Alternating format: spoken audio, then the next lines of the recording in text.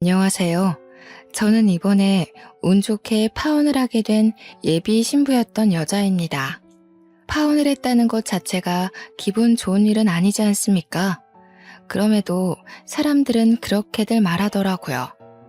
결혼하기 전에 쓰레기를 걸러낼 수 있었던 건 천운이라고요.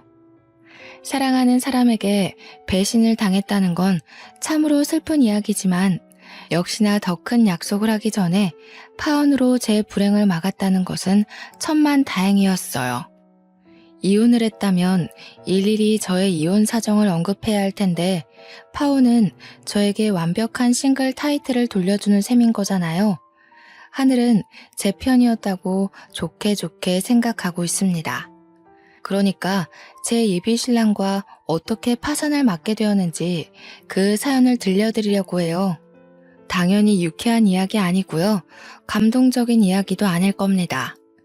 이런 유형의 남자들도 있다는 걸 세상 천하에 공표해버리고 싶어서 찾아왔으니 제 예비 신랑 얘기에 화가 잔뜩 나셨다면 욕 한번 해주세요.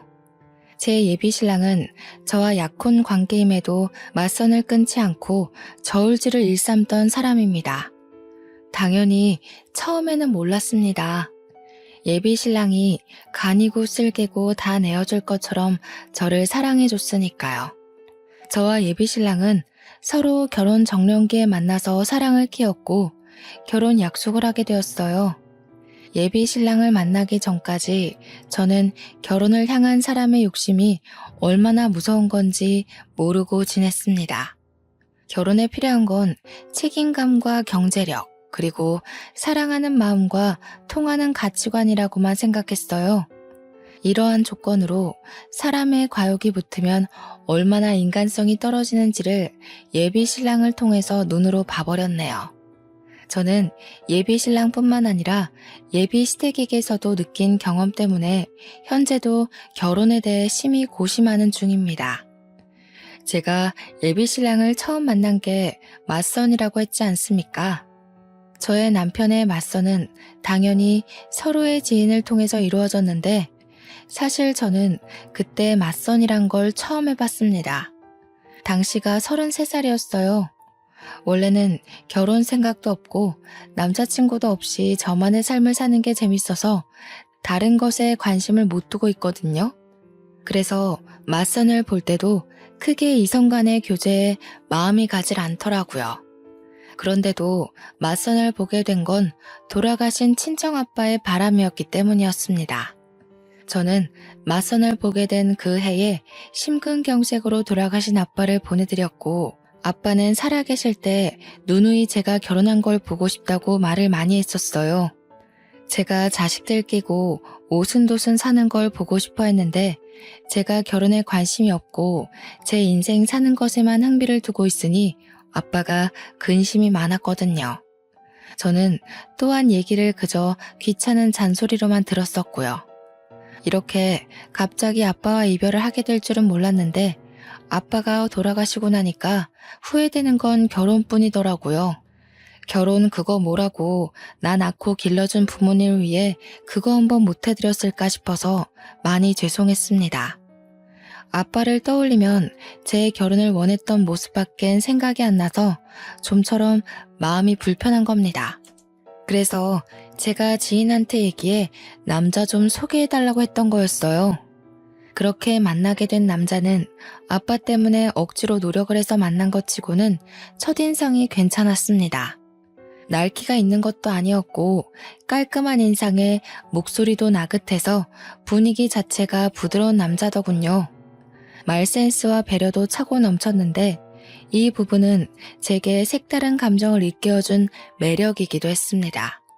그 사람이 바로 저의 예비 신랑이고 예비 신랑이 먼저 애프터를 신청해주니 저희 만남은 길게 지속이 되었던 거죠. 아빠가 일찍 돌아가셔서 그런지 예비 신랑이 저를 듬직하게 챙겨주는데 아빠 생각도 나고 또 아빠 같은 느낌이 나서 빠르게 끌리더라고요.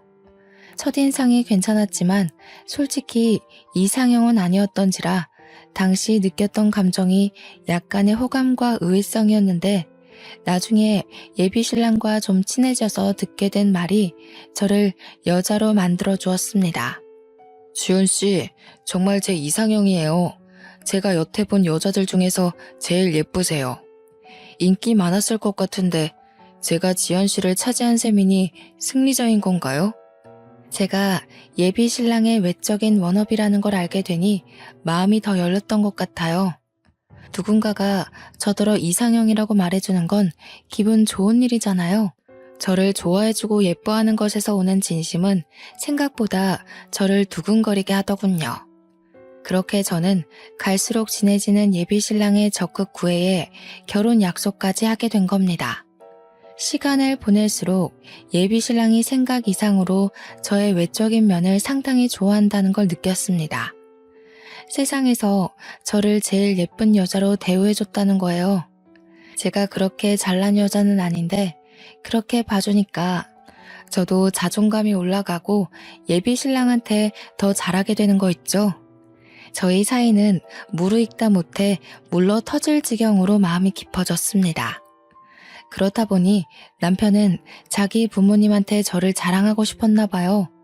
이미 결혼도 약속했으니까 어차피 만나게 될 예비 시부모와 빨리 자리를 만들고 싶어 하더라고요. 상견례 때 저와 예비 시부모의 관계가 이미 친해져 있길 바라는 것 같기도 했습니다. 예비 신랑의 설레발은 결국 저의 망설임까지 잡아먹었는데요. 저를 예비 시부모한테 빨리 소개하지 않으면 누가 내일이라도 저를 채갈 것 같다는 게 아니겠어요? 우스운 농담이라는 거 알지만 저는 그런 예비 신랑의 애교에 넘어가 예비 시부모의 만남을 허락하고 말았습니다. 예비 시부모는 평범한 아파트에 살고 있었어요. 오히려 저는 부담이 덜어져 좋았습니다. 저희 가정 환경도 예비 신랑과 비슷한 수준이라는 게 확인되니까 확실히 긴장이 줄더라고요. 솔직히 양가 재력이 어느 한쪽으로 치우쳐지는 건 상대적으로 문제가 따르기 쉽잖아요. 마침 저녁 시간이었던지라 예비 시부모는 두 분 다 집에 계셨습니다. 저를 좋은 마음으로 반겨주셔서 제가 더 안심했는지도 모르겠네요. 그런데 예비 시부모와 대화를 나누다가 알게 된 건데 왜 저는 제가 맞선이 처음인 것처럼 예비 신랑도 처음이라고 생각했던 걸까요? 예비 시부모가 그동안 있었던 예비 신랑의 맞선 얘기를 꺼내는데 조금 당황해버렸습니다. 그래도 우리 아들이 부모님한테 여자 보여주는 건 아가씨가 처음이에요. 맞선을 그렇게 많이 보는데도 데려오는 여자는 한 명도 없었거든요. 아들이 나이는 계속 먹어가는데 도통 결혼 소식이 안 들리니 얼마나 조마조마했다고요. 이렇게 참하고 예쁜 아가씨를 데려오려고 그렇게 애먹였나 보네. 당연하지. 내가 어디 아무랑 결혼할 남자인가? 엄마 아들 본능은 높아. 앞으로 자주 보게 될 거니까 오늘은 자연이한테 살살 물어봐. 이때부터 예비 신랑과 예비 시댁의 욕심을 눈치챘어야 했지만 다시 그 상황을 겪는다고 하더라도 저는 아마 당시의 교묘한 기류를 모르고 넘기지 않았을까 싶습니다. 단순히 예비 시부모가 예비 며느리 될 저에게 궁금한 점이 많을 거란 걸 당연하게만 생각했었죠. 그래서 첫 만남에 제 경제력과 친정 형편을 모를 줄은 몰랐네요. 결혼에서 가장 중요한 건 양가 집안의 경제력인 거 알죠? 다른 건 웬만해서 맞춰갈 수 있으니까 괜찮은데 형편 차이 나는 건 어떻게 하기 어렵더라고요. 식구가 될 거니까 솔직하게 물어볼게요. 돈벌이라든지 재산이 어느 정도인지 알 수 있을까요? 이렇게 대놓고 물어보지 않아도 딱히 숨길 생각은 없었는데 본의 아니게 억지로 밝혀야 하는 꼴이 되어버렸는데요. 저는 솔직히 예비 신랑이 처음부터 뭘 그런 걸 물어보냐고 말릴 줄 알았거든요. 그런데 예비 신랑도 제 벌이가 궁금했나 보더라고요. 옆에서 저더러 미래를 위해 금전적인 부분에서 숨기는 것이 없도록 하자면서 부추기는 거 아니겠어요? 그걸 보면서 그동안은 왜 묻지 않았나 싶기도 하고 기다렸다는 듯 얘기를 하니까 어지간히 궁금했나 보네 싶기도 했습니다. 그나마 예비 신랑의 배려라고 느껴진 건 자기가 먼저 경제 수준을 밝혀주더라고요. 나는 일단 지금 살고 있는 집 보증금 8천만 원이랑 개인 적금 만기된 거 2천만 원 있거든. 우리 부모님은 두 분 다 일하셨었는데 퇴직하는 바람에 연금 받고 생활 중이라 내가 부모님한테 딱히 받을 재산은 없고 급여는 360. 너는? 솔직히 저는 당시 상황이 좀 부담스러웠습니다. 제 경제 상황을 숨길 생각이 없다 뿐이지 제 의사도 묻지 않고 무작정 까발리는 식으로 밝히고 싶진 않았거든요. 그리고 저는 친구들한테도 제 급여에 대해 얘기를 해본 적이 없는 사람입니다. 그런 걸 알리는 게 불편하다고 해야 되나? 솔직히 재정 사정을 공개하는 순간 사회인으로서 재정 상황 무시하고 순수하게 사람을 바라보기 힘들거든요. 언젠가는 서로의 재정 차이 때문에 감정 상하는 일이 생길 수 있다는 거죠. 저는 직접 친구 문제로 그런 걸 겪기도 했었고요. 예비 신랑은 정말 한 톨도 빠짐없이 제게 시댁 재정을 낱낱이 공개했는데요. 예비 시댁이 원래 잘 사는 편이 아니라서 혼수나 예단비를 준비할 능력이 안 된다고 하더라고요. 그래서 예비 신랑은 온전히 자기 돈으로 장가를 가야 된다고 했습니다. 저렇게 다 오픈해버린 상황인데 제가 어떻게 침묵으로 일관하고 답변을 미룰 수 있었겠습니까? 저도 할 수 없이 제 경제 능력에 대해 얘기를 했죠. 좋게 생각하기로 했어요. 어차피 결혼할 사이인데 같이 가정을 꾸리려면 금전적인 부분을 공유하는 게 그리 잘못된 부분이 아니잖아요. 또 부모님한테 결혼 자금을 지원받을 수 없는 건 저도 마찬가지였고요. 저는 웨딩 플래너 직업을 갖고 있었기에 월급은 250 정도라고 했습니다. 모은 돈 또한 예비 신랑보다 20% 작아서 그렇게 말씀드렸고요. 친정 형편도 예비 시댁이랑 비슷한 수준으로 말했어요. 어쨌든 전체적으로 저는 예비 신랑보다는 못 미치는 수준의 재정이었습니다. 이렇게까지 솔직하게 깐 건 저도 처음이라 마치 발가벗는 기분이었고 어색하고 민망했는데 예비 신랑이 옆에서 고맙다고 말해줘서 후련하기도 했습니다. 그런데 문제는 제가 금전 공개한 이후로 예비 시댁의 대우가 좀 변한 것 같다는 겁니다. 들어올 때랑 나갈 때 예비 신부 태도는 남이 보기 민망할 만큼 바뀌어 있었어요. 식사를 마치고 그만 돌아갈 시간이 되었을 때 제가 간다고 인사를 드리니 예비 시부모는 일어날 생각도 안 하고 앉아서 대강 고개만 끄덕이더라고요. 조심히 가라는 말만 했고 배웅 같은 건 없었습니다. 배웅을 바란 건 아닌데 제가 마음에 들었다면 다음에 또 오라는 말 정도는 해주지 않았을까요? 그런 말도 없으시더라고요. 그냥 조심히 가라는 말이 다였습니다. 찝찝해서 예비 신랑한테 예비 시부모가 날 마음에 안 들어하는 것 같다고 슬쩍 말해보았는데 예비 신랑이 그런 거 아니라고 자기 부모님 평소에도 표현이 서툰 사람이라고 하더군요. 제 생각엔 표현이 서툰 게 아니라 그건 분명 불호인 표정이었거든요. 그렇지만 어쩌겠어요. 예비 신랑 생각해서 그냥 제가 예민했다고 넘겼죠. 그날 이후 한 번씩 예비 시부모의 떨떠름한 태도 때문에 마음에 걸리곤 했는데 제게 중요한 건 예비 시부모가 아닌 거 있죠. 어느 순간부터 예비 신랑 또한 은근히 변한 것 같다는 거예요. 항상 먼저 연락하고 먼저 어디 갈지 데이트 코스를 짜던 사람이 점차 제가 연락해야만 소식을 물을 수 있고 주말에 시간 내서 놀러 가자고 하면 몸이 안 좋다는 핑계로 만남을 미루기 시작했다는 거죠. 초반에는 그러려니 했습니다. 그런데 제 생일마다 이벤트를 해주던 사람이 이번엔 생일인 줄도 모르고 그날 자기가 들고 있는 동호회에 선약이 있다고 하길래 저는 예비 신랑이 저한테 마음이 뜨고 있다는 걸 눈치챘어요. 그날 그게 예비 시댁에서 금전적 부분을 공개했을 때 이유라는 것도 눈치껏 알아차릴 수 있었고요. 언제 한번 예비 신랑이 연애 초창기에 달콤한 말을 가정한 속내를 밝힌 적이 있었는데 갑자기 그 말이 불현듯 생각나더라고요. 나는 부부가 된다면 부부끼리 서로 도움을 받을 수 있는 관계였으면 좋겠어. 한쪽이 일방적으로 애써야 되는 관계 말고.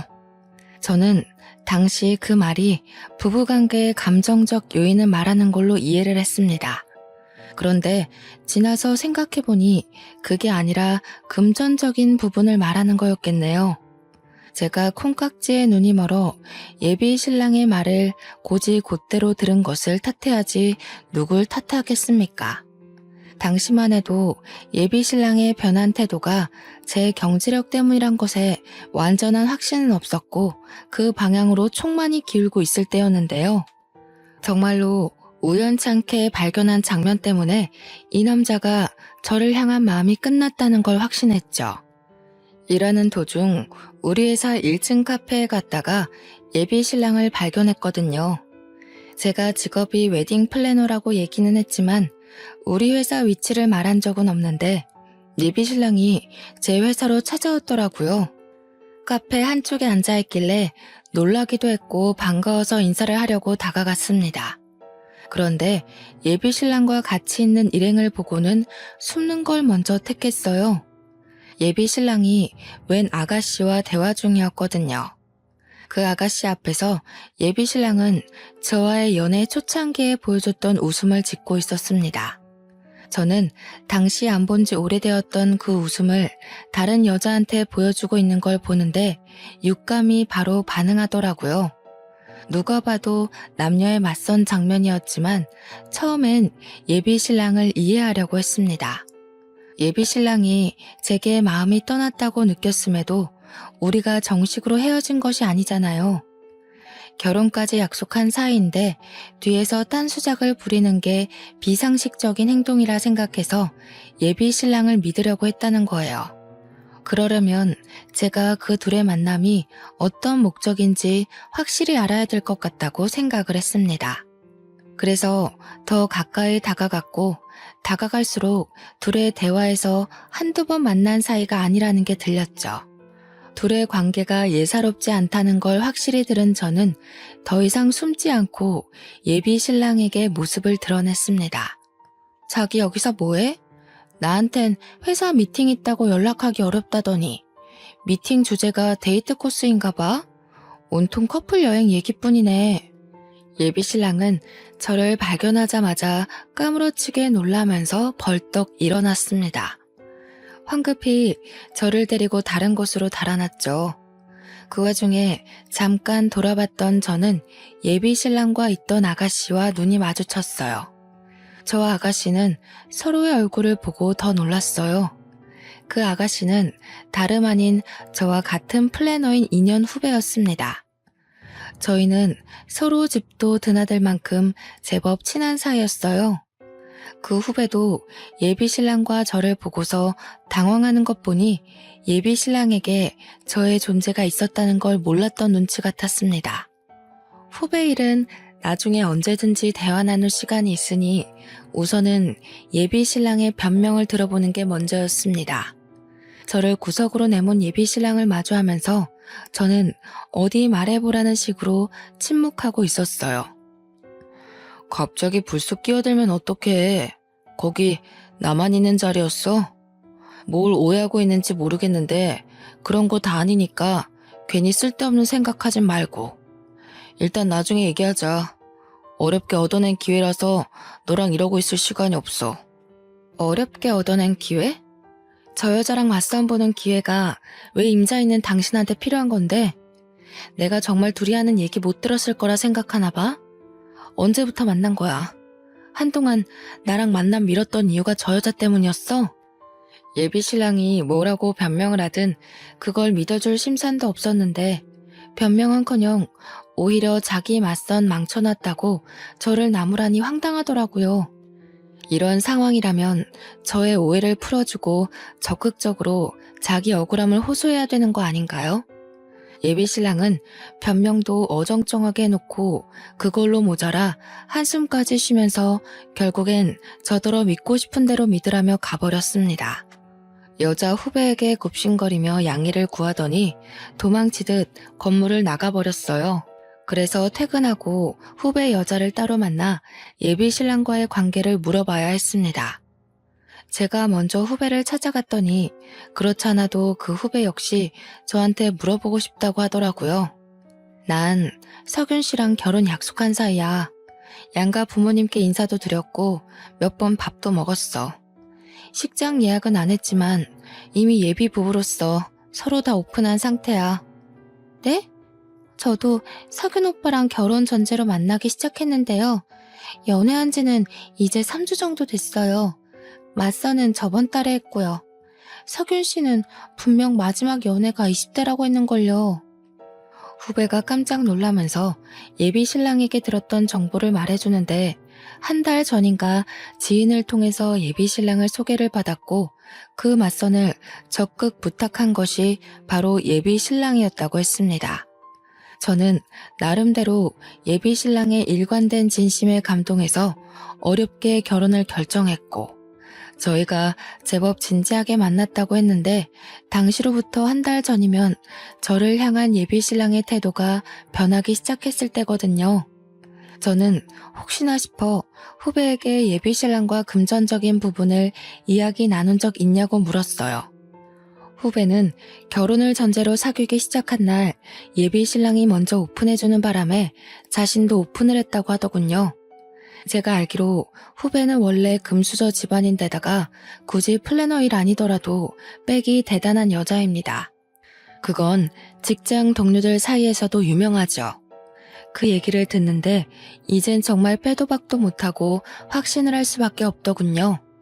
예비 신랑의 속이 다 보이는데 어떻게 일말의 신뢰를 붙들고 있겠습니까?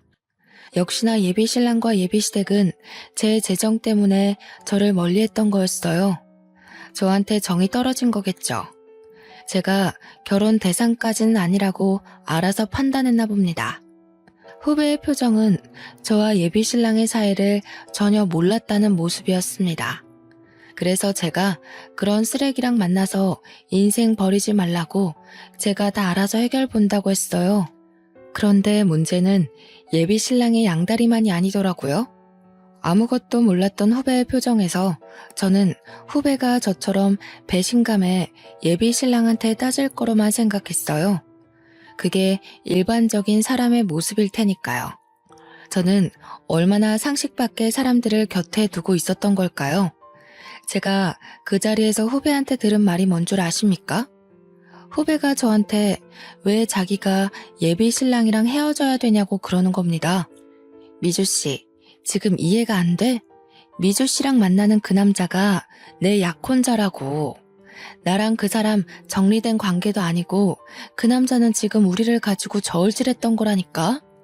이런 취급을 당했는데 그런 쓰레기를 계속 만나겠다는 거야? 선배님이 헤어질 거 아니세요? 그럼 더 이상 양다리 아닌 거잖아요.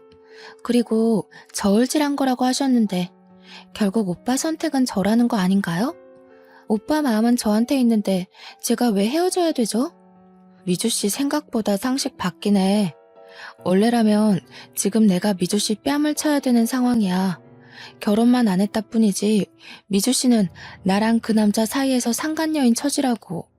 저는 오빠가 선배님이랑 만나고 있는지도 몰랐는걸요. 뺨을 치려면 고의적으로 양다리 걸친 오빠한테 찾아가셔야지.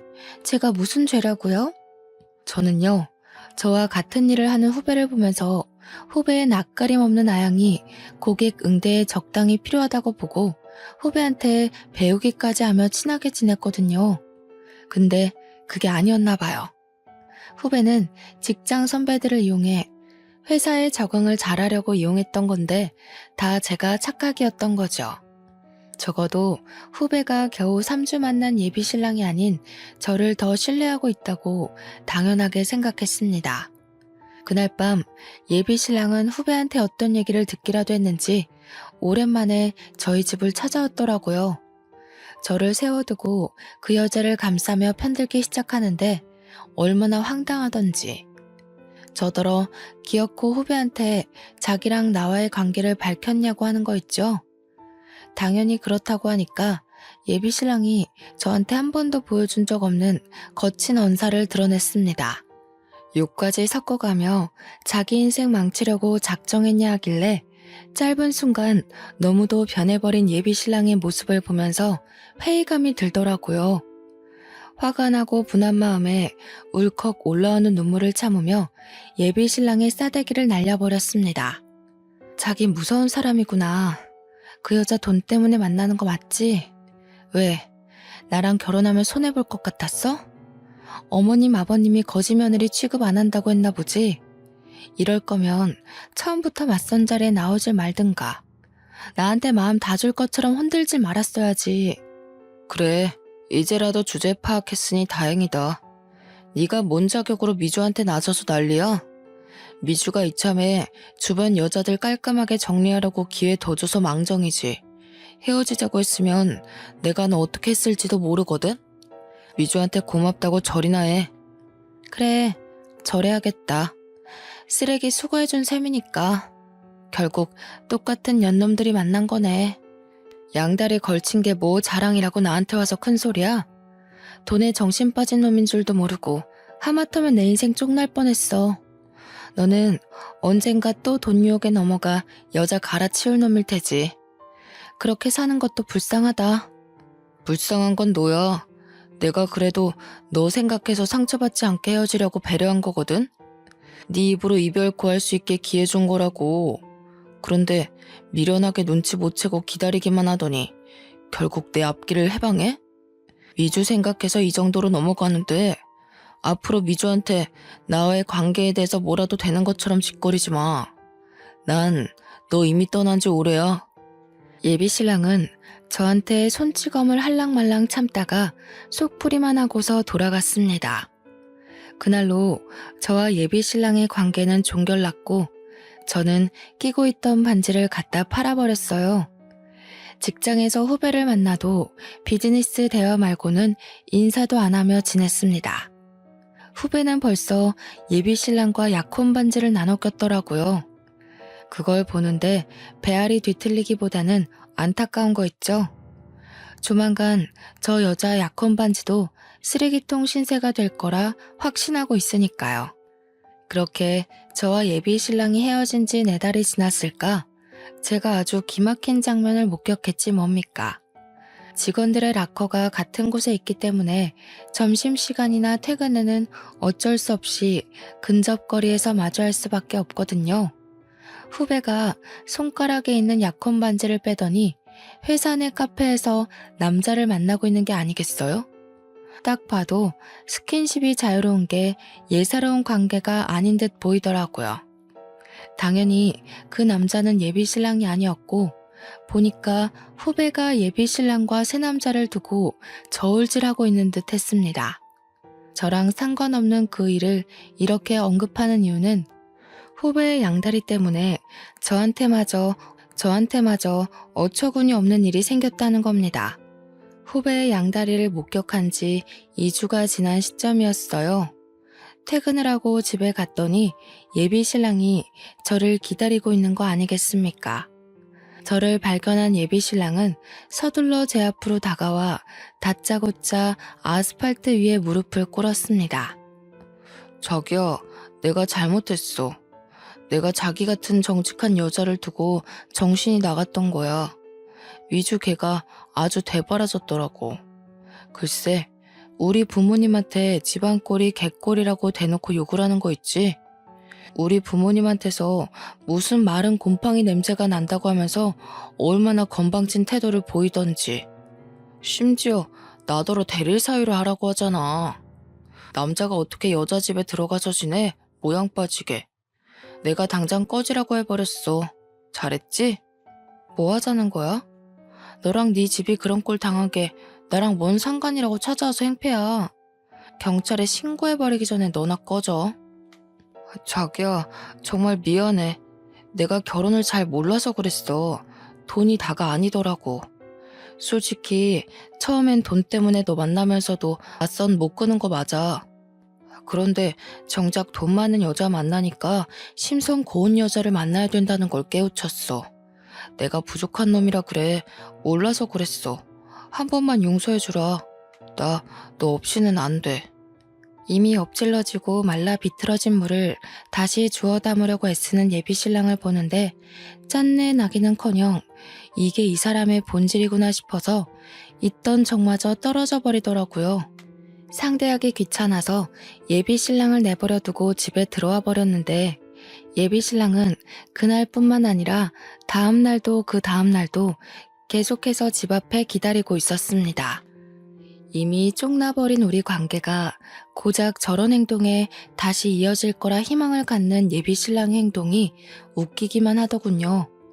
그런데 더 황당했던 건 어느 순간부터 예비 시댁에서까지 연락이 온다는 겁니다. 처음엔 모르는 전화번호라서 생각 없이 받았어요. 예비 시무라는 걸 알고 나서 얼마나 당혹스러웠는지 모릅니다. 나 기억나지요? 석윤이 엄마입니다. 우리 석윤이가 외동으로 컸는데 어릴 때부터 생전 부모님만 모셨지 연애 한번 제대로 못 해본 놈이에요. 그래서 여자 보는 눈이 참 없어요. 내가 보기엔 아가씨가 며느리상으로 딱 좋았는데 글쎄 이 녀석이 천금 같은 마누라를 못 알아보고 지복을 뻥 차버렸지 뭐예요. 그래서 하고 싶은 말이 뭔데요? 혹시 해서 묻는 건데요. 석윤 씨가 저 붙잡아 달라고 시킨 건가요? 그런 거라면 저 석윤 씨한테 마음 없으니까 헛고생하지 말라고 제대로 좀 전해주세요. 이렇게 된 거 그냥 말할게요. 석윤이가 아가씨랑 헤어지고 여자를 몇 번 데려왔었는데 다들 정신머리가 영 꽝이더라고. 어떻게 아가씨 같은 여자를 두고 그런 여자를 만난 건지 내 아들이라도 이해가 안 가더라니까. 그래서 말인데 약혼 원래대로 진행하면 안 될까요? 약혼 애들 장난인가요? 제 인생이 걸린 문제예요. 지금 이러시는 거 제 인생으로 장난치는 거라고 밖에 생각 안 들거든요. 이 번호 수신 차단하겠습니다. 불편하니까 다들 연락하지 마세요. 이날로 저는 이 사람들과의 관계가 끝났다고 생각했습니다. 그러나 이렇게까지 파산나버린 약혼을 제가 다시 생각해본 계기가 있었는데요. 바로 우리 친정엄마에게 암 판정이 내려졌을 때였습니다. 저희 친정 살림이 넉넉한 것이 아니었기 때문에 제 수중에 있는 돈으로만 친정엄마 병원비를 대야 하는데 치료 비용이 만만치 않더라고요. 항암 비용이 원래 생각보다 많이 든대요. 그동안 모았던 목돈을 쓴다고 해도 대출은 필수인 상황이었습니다. 그런데 그때 예비 신랑이 제게 단비 같은 존재로 등장을 해줬던 거지요. 예비 신랑이 제 사정을 어떻게 알았는지 친정엄마 아픈 걸 알고 저를 찾아왔고 저한테 치료 비용을 보태주겠다고 하는 겁니다. 처음엔 거절했어요. 그 사람 돈을 받을 바엔 있는 대출 없는 대출 끌어모으고 친하지도 않는 친척들 돈을 빌려서 최대한 허리띠를 졸라매며 해결하는 게 낫다고 봤거든요. 그런데 그렇게 되면 저는 엄마 혼자 지내던 친정집을 내놓고 엄마를 연고지에서 낯선 서울 땅으로 모시고 와야 했습니다. 저희 친정엄마는 아빠와 사별을 하고 나서도 살고 있던 단층 주택을 정말 아꼈습니다. 부모님이 돈 모아서 신혼집으로 지은 곳이라 그 주택의 주인은 오롯이 부모님뿐이었죠. 그걸 알기 때문에 저는 그 집만큼은 지켜드리고 싶었는데 치료 비용이 만만치 않다는 걸 엄마도 알았던 건지 엄마가 결국 집을 팔아야겠다고 마음을 먹은 상황이었거든요. 그럼에도 불구하고 예비 신랑의 돈을 받아선 안 되는 거였는데 친정엄마의 상심한 얼굴이 자꾸 제 머릿속을 맴돌더라고요. 이런 사정을 알고 있는 예비 신랑은 제 생각처럼 친정 부모님 집만큼은 지켜야 되지 않겠냐고 저를 설득했어요. 아무 뜻 없이 주는 거야. 한때는 나한테도 장모님이었던 분이셔. 아무리 내가 너랑 끝난 관계라지만 장모님이 나를 아들처럼 잘 봐주셨잖아. 나도 도리는 하고 싶어서 그래. 저도 미쳤던 거죠. 친정아빠를 보낸 지 겨우 1년이 지났는데 친정엄마까지 건강에 적신호가 오니 마음이 많이 힘들 때였어요. 그래서 예비신랑한테 끝내 흔들리고 말았던 겁니다. 저는 예비신랑 덕분에 친정집만큼은 지키면서 엄마 치료를 시킬 수 있었어요. 엄마가 입원해 있는 동안 예비신랑이 알아서 친정엄마를 많이 들여다봐 줬는데요. 그것 때문에 제가 약혼을 다시 생각해보게 된 거였어요. 친정엄마도 저더러 예비신랑을 다시 만나보는 게 어떻겠냐고 조심스레 권유하더라고요. 친정엄마는 제가 어떻게 헤어졌는지 모르고 있었거든요. 그냥 제가 성격 차이 때문에 파혼했다고만 말했었어요. 엄마까지 예비신랑과의 재회를 부추기니 솔직히 많이 흔들렸습니다. 예비신랑의 밑바닥까지 다 본 상황에서 다시 약혼을 생각하는 건 어렵기도 하지만 한편으론 엉뚱한 생각도 들더라고요. 이 사람의 밑바닥이 이보다 더할 수는 없을 거라고 보고 앞으로 제가 잘 관리할 수 있지 않을까 싶은 거죠. 그런데 머리 검은 짐승은 함부로 거두는 게 아니라고 예비신랑에게 흔들리는 제 마음이 단번에 굳어버리는 일이 있었는데요. 예비신랑이 저에게 접근했던 진짜 목적을 알아버렸기 때문이었습니다.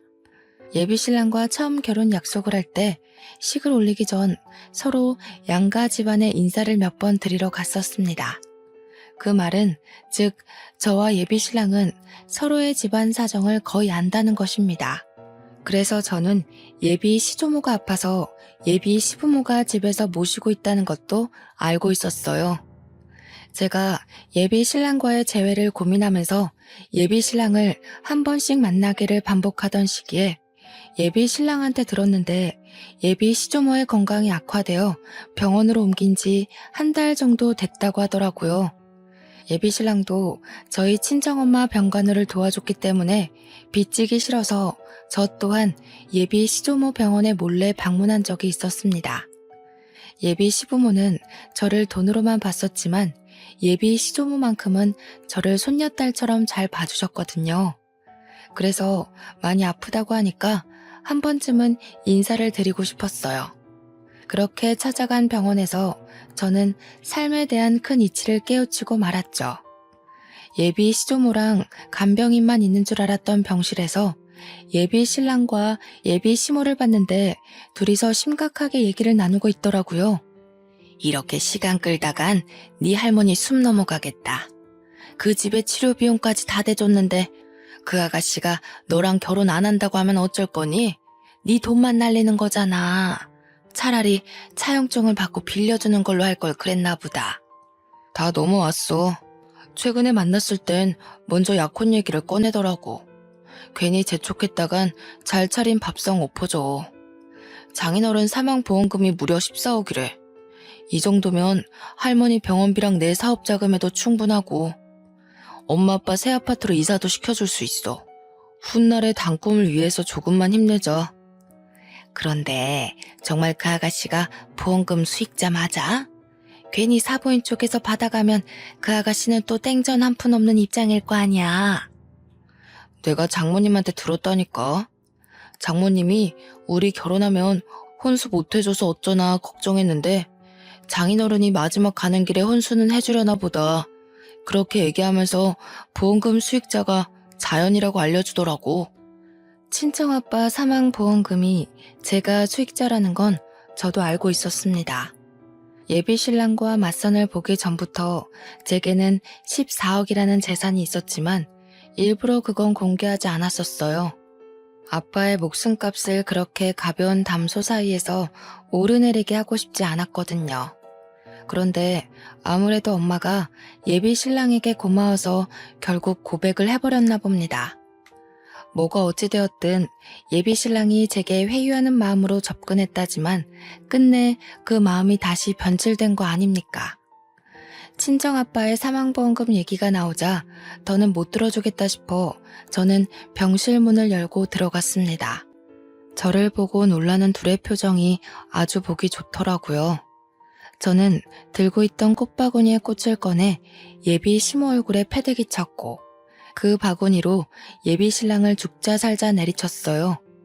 예비 신랑이 아파서 소리를 악악 지르다가 저를 붙잡았습니다. 당신들이 이러고도 사람이야? 사망보험금? 네가 나한테 잘했던 이유가 그거였구나. 짐승반도 못한 것들. 어떻게 사람 힘든 시기를 이용해서 배불리려고 해? 여길 어떻게 왔어? 왜 연락도 안 하고 찾아와? 아니, 그러니까 자기가 뭘 어디서부터 들었는지 모르겠는데 그런 뜻이 아니야. 너한테는 더는 내려갈 밑바닥은 없다고 생각했는데 내려가고 말고 할 게 아니라 아예 밑바닥에서 살고 있는 짐승 새끼였구나. 사람이 이렇게까지 바닥을 기기만 할 줄은 몰랐네.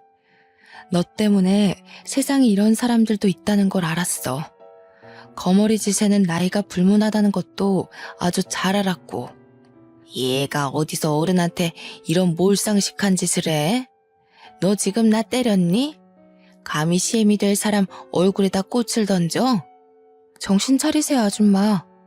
능력이 없으면 사람한테 구걸하고 넙죽 엎드리긴 할 것이지. 거짓골에 자존심만 살아서는 남의 돈이 자기 돈인 것 마냥 그렇게 살고 싶어요? 자식 새끼를 이 정도밖에 못 키운 것도 다 아줌마 업보예요. 거지라는 말도 아깝네요. 이런 쓰레기들은 기생충이라고 불러줘야 되는 건데. 화가 난 예비 시모가 제게 손찌검을 하려고 했는데 예비 신랑은 그 상황에서도 저를 설득시킬 수 있다고 생각한 건지 예비 시모의 손을 자기가 막더라고요. 그러면서 저한테 무릎 꿇고 매달리는데 이미 병원 사람들은 열린 병실 문을 기웃거리며 저희를 다 지켜보고 있었습니다. 말썽꾸러기 청소년들이 저희 상황을 실시간으로 SNS에 퍼뜨려 자기 채널에 인기몰이를 하기도 했어요.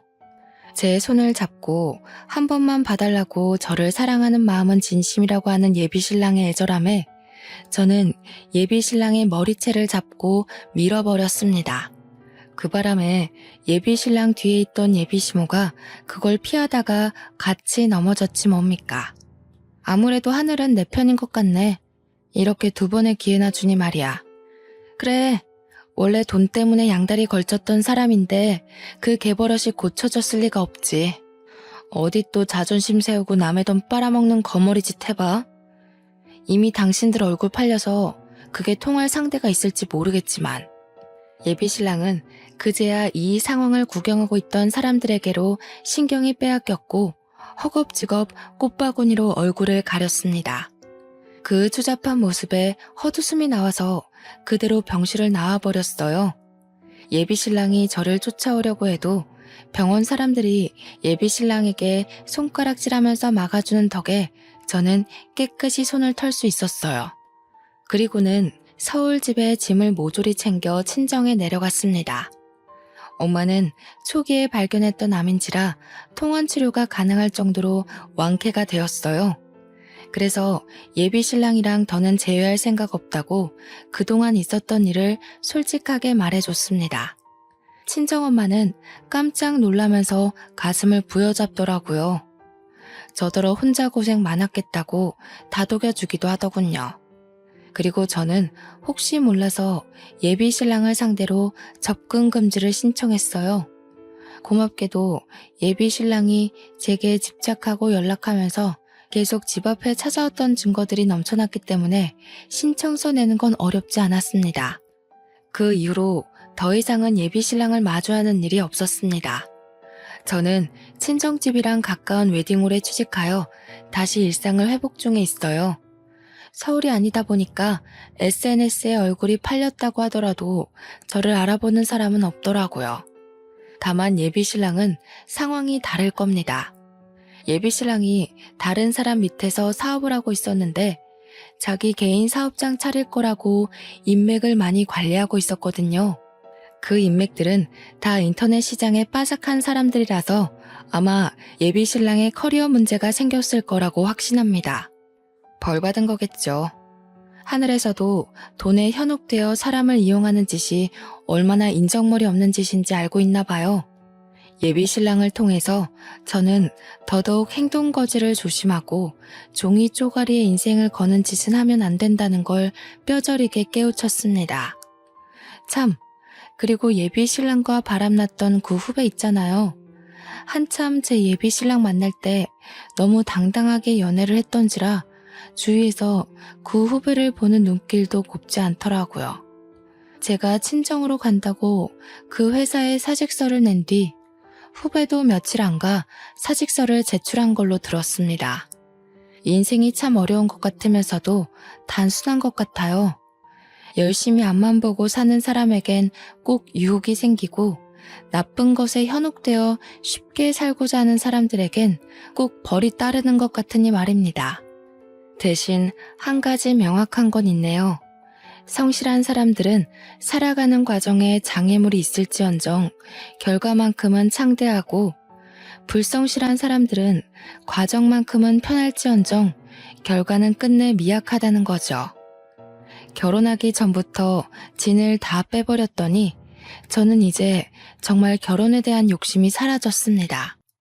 안 그래도 결혼을 해도 그만, 안 해도 그만이라 생각하다가 예비 신랑을 만나서 결혼을 약속했던 건데, 일이 이렇게 엎어지니 결혼은 얼마나 지옥 같을지 상상이 되더라고요. 돌아가신 아빠의 소원은 들어주지 못할지 모르지만 평생 제가 잘 사는 모습을 보여주겠다고 그렇게 다짐했습니다. 제 결혼은 이렇게 시작도 못 해보고 고꾸라져 버렸어요. 다들 거하게 준비하던 계획이 무너진 순간들 있었는지 모르겠습니다. 분명 힘들고 아플지라도 그것이 내 삶의 끝이 아니라는 것만 기억하셨으면 좋겠네요. 좋은 이야기는 아니었지만 그래도 들어주셔서 감사합니다. 다들 각자의 길에서 행복하길 바랍니다. 긴 사연 들어주신 여러분, 감사합니다.